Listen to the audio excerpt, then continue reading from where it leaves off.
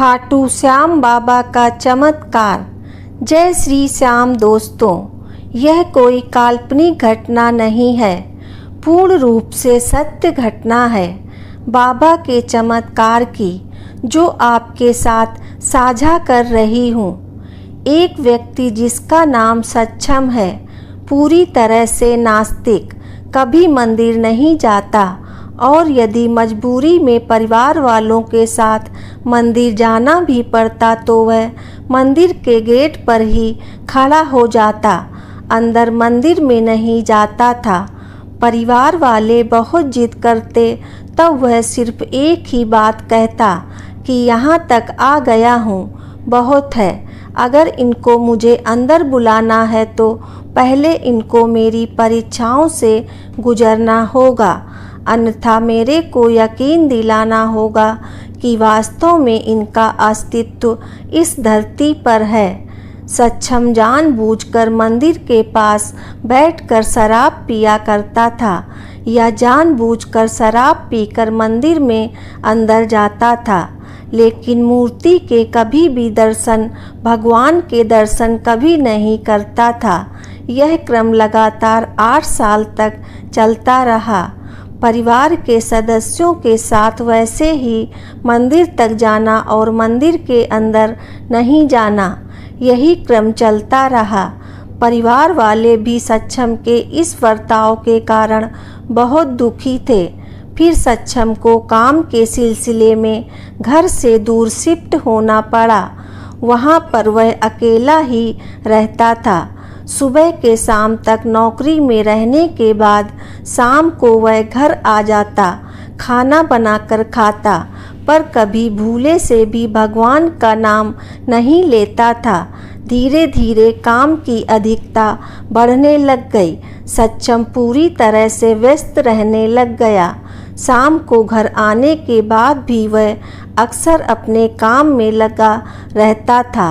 इसी दौरान उसी के दफ्तर में काम करने वाली एक लड़की के साथ उसके प्रेम संबंध बनने लग गए।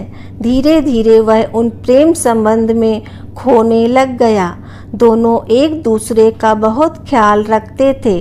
कुछ समय के बाद दोनों ने पारिवारिक रजामंदी के साथ शादी कर ली। शादी के कुछ ही दिन हुए थे कि सक्षम को किसी काम के सिलसिले में वहां से जाना पड़ा। इस दौरान सक्षम की पत्नी अकेले ही घर में रहती थी और दिन में नौकरी पर चली जाती थी। सक्षम की पत्नी को अकेले रहने पर अक्सर बहुत ज़्यादा डर लगता था, जिसके कारण वह बहुत ज़्यादा परेशान रहने लग गई। रात को सो नहीं पाती थी, जिसके कारण धीरे धीरे वह बीमार होने लग गई। सक्षम को जब यह बात पता चली तो वह जल्द ही वापस आ गया। सक्षम ने अपनी पत्नी का चेकअप जब डॉक्टर के पास कराया तो पता चला कि उसे पहले से बहुत गंभीर बीमारी है, जिसके कारण वह ज़्यादा लंबे समय तक नहीं चल पाएगी। सक्षम को यह जानकर बहुत दुख हुआ, लेकिन वह चाहते हुए भी अपनी पत्नी के सामने यह बात नहीं बता सकता था। इसलिए वह उसकी बहुत केयर करता है, हर पल उसका ख्याल रखता है, लेकिन साल भर बाद ही वह उसे छोड़कर चली जाती है। इसके बाद सक्षम पूरी तरह से टूट जाता है। उसका अकेलापन उसे धीरे धीरे पागल बनाता चला जाता है। उसका मन किसी भी चीज़ में नहीं लगता। अक्सर वह सिर्फ मौत के लिए ही सोचता रहता था। कोई भी सक्षम को संभाल नहीं पा रहा था। वह अक्सर शराब के नशे में एक कमरे में बंद रहता था। ना किसी से मिलना, ना किसी से बात करना, किसी भी पारिवारिक या सामाजिक कार्यक्रम में वह शामिल नहीं होता था। उसने पूरी दुनिया से अपने आप को अलग कर लिया था। आखिरकार एक दिन वह अपनी यह लीला समाप्त करने की सोच लेता है और आखिरकार दीपावली की रात वह अपने आप को फांसी का फंदा लगाकर लटकाने के लिए तैयार हो जाता है। पूरी तरह से सब तैयारी हो जाने के बाद फंदे में अपनी गर्दन डाल देने के बाद पता नहीं क्या चमत्कार होता है क्या नहीं, वह अपने दोस्त को फ़ोन करता है और उसको बोलता है कि तुम गाड़ी लेकर आ जाओ, हम कहीं चलेंगे और हमको 2 से 3 दिन लग सकते हैं, हो सकता है ज़्यादा दिन भी लग जाएं, तो उसके हिसाब से कपड़े भी रख लेना। और वह लोग रात को करीब 1 बजे निकल जाते हैं। कहाँ जाना था कहाँ नहीं जाना कुछ नहीं पता। उसका दोस्त गाड़ी चलाता रहता है, बस गाड़ी चल रही थी, जा कहाँ रहे थे दोनों को ही नहीं पता था। पूरी रात चलने के बाद सुबह वह एक जगह पर रुक कर मुँह और हाथ धोकर आराम से चाय पीते हैं। थोड़ी देर बैठने के बाद जब सच में उनकी नींद पूरी तरह से उतरती है तो वह देखते हैं कि वहाँ पर काफ़ी सारी भीड़ थी लोगों की। कुछ निशान लेकर लोग उनके सामने से गुजर रहे थे, जय श्री श्याम के नारे लगाते हुए। फिर उन्होंने चाय वाले से पूछा, यह कौन सी जगह है? चाय वाले ने बताया कि यह पवित्र खाटू नगरी है। अभी आप सीकर जिले की खाटू नगरी में हो। यहाँ शीश के दानी बाबा खाटू श्याम का भव्य मंदिर है। दूर दूर से यहाँ पर श्रद्धालु आते हैं। जो एक बार खाली झोली लेकर आता है वह अपनी झोली भर कर ही वापस जाता है। बस शर्त खाली इतनी है कि वह बाबा को आजमाने के मकसद से ना आया हो। यह सुनकर सक्षम का दोस्त बोलता है कि अगर ऐसी बात है तो हम लोग जरूर बाबा के दर्शन करेंगे। सक्षम बहुत परेशान था, उसको कुछ भी होश नहीं था। मैं अपने दोस्त के कहने पर लाइन में लग जाता है और लाइन में लगकर नंगे पैर बाबा के मंदिर की ओर धीरे धीरे बढ़ने लग जाता है। थोड़े समय के बाद वह लोग मंदिर के सामने पहुंच जाते हैं। यहाँ पर मंदिर की 13 सीढ़ियाँ थीं। हर सीढ़ी जैसे अपने अंदर एक अलग ही आशीर्वाद लेकर बैठी हुई थी। जैसे ही उन सीढ़ियों पर पहला कदम रखा, सक्षम के आंखों से आंसू बहने लगे। इसी तरह सीढ़ियों पर हर सीढ़ी पर सक्षम में एक अजीब सी हरकत अपने अंदर महसूस की। आज पहली बार वह मंदिर के दरवाजे से मंदिर में अंदर प्रवेश कर गया था और एकदम श्याम बाबा की प्रतिमा के सामने पहुंच गया था। आज पहली बार प्रतिमा को सामने देखकर सक्षम के कुछ भी समझ में नहीं आ रहा था, सिर्फ श्याम बाबा को देखे ही जा रहा था। उसकी आंखों से आंसू का झरना बह रहा था। थोड़े समय के बाद दोनों मंदिर के बाहर आए। सक्षम ने बोला कि वह एक बार और मंदिर में जाना चाहता है। वह वापस से लाइन में लगा और वापस से मंदिर में गया।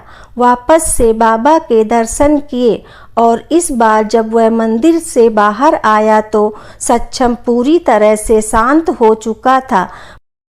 मंदिर के बाहर निकलने के बाद उन्होंने खाना खाया और वह पर स्थल पर रात होते होते वापस वह लोग घर पहुंच गए।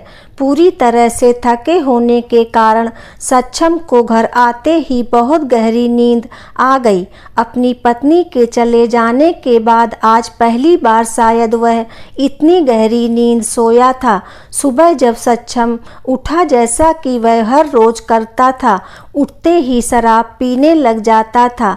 आज भी उसने वैसे ही शराब की बोतल उठाई, गिलास उठाया, लेकिन जैसे ही बोतल का ढक्कन खोला उसे बहुत गंदी बदबू आई, जिसके कारण उसके उल्टियां होने लग गईं।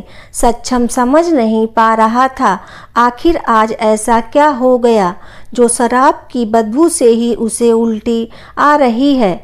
उसने फिर थोड़ी देर बाद हिम्मत की और फिर वैसा ही हुआ।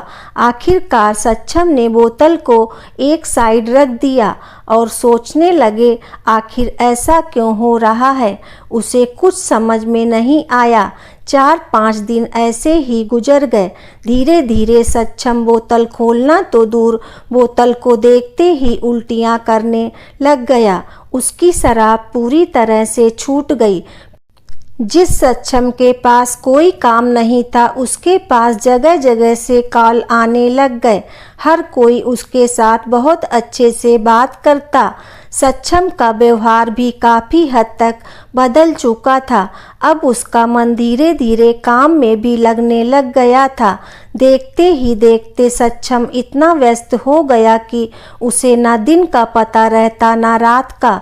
खुद का व्यापार उसका इतना बड़ा चल गया, उसे समझ ही नहीं आ रहा था कि आखिर हो क्या रहा है। धीरे धीरे सक्षम के पास बहुत ज़्यादा काम हो गया। काम अच्छा चलने से पैसा भी अच्छा बनने लग गया।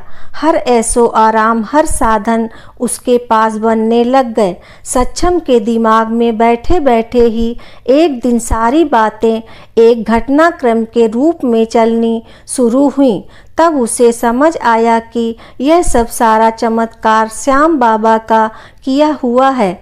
उसने बाबा की पूरी महिमा यहाँ वहाँ से सुनी। श्याम बाबा के एकादशी के दर्शन और एकादशी व्रत का महत्व भी समझा और उसने एकादशी का व्रत रखना शुरू कर दिया। इसके लिए भी उसे विशेष कृपा मिली। आज के दिन वही सक्षम श्याम बाबा में बहुत आस्था रखता है। हर काम को करने से पहले बाबा को बताता है। काम पूरा होने के बाद बाबा को धन्यवाद देता है। घर से निकलने से पहले बाबा को बता कर जाता है। घर के अंदर बाबा की काफ़ी बड़ी प्रतिमा लगा रखी है। एक नास्तिक को आस्तिक बनाना तथा पूरी तरह से बर्बाद हो चुके इंसान को जीवन की राह दिखाना, उसमें जीने की इच्छा जागृत करना। हे श्याम बाबा, यह इस कलयुग में सिवाय आपके और कोई नहीं कर सकता था। हारे के सहारे सभी पर अपनी कृपा बनाए रखना। सभी लोग प्रेम से बोलिए बाबा श्याम जी की जय। दोस्तों, आपको यह कहानी कैसी लगी कृपया कमेंट करके ज़रूर बताएं। वीडियो पसंद आया हो तो लाइक करें और ऐसी ही कथा कहानियाँ एवं जानकारियों को जानने के लिए चैनल को सब्सक्राइब अवश्य करें। धन्यवाद आपका।